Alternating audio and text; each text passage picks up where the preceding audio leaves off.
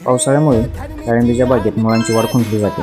जर सतत पाऊस पडत राहिला तर जमिनीत जास्त पाणी साठते आणि त्यामुळे मुळांना हवा म्हणजेच ऑक्सिजन कमी मिळतो. अशा वेळी काय करायचे, आपल्या झाडाची पांढरी मुळी जी असते ना त्याची वाढ मंदावते किंवा झाडं अन्नद्रव्य उचलायची क्षमता झाड कमी करते.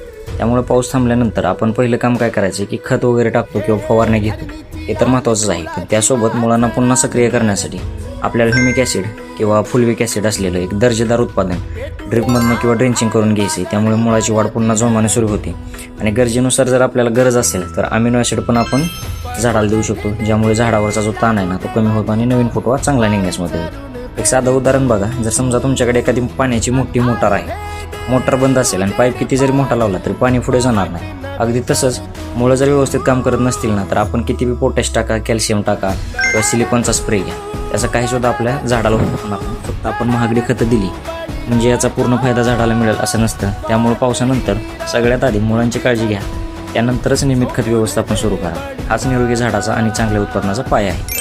अशाच प्रत्यक्ष अनुभवावर आधारित डाळिंब शेतीच्या माहितीसाठी यूट्यूब चॅनलला सबस्क्राईब करा आणि इंस्टाग्रामवरती धनंजय फार्मिंगला फॉलो करा.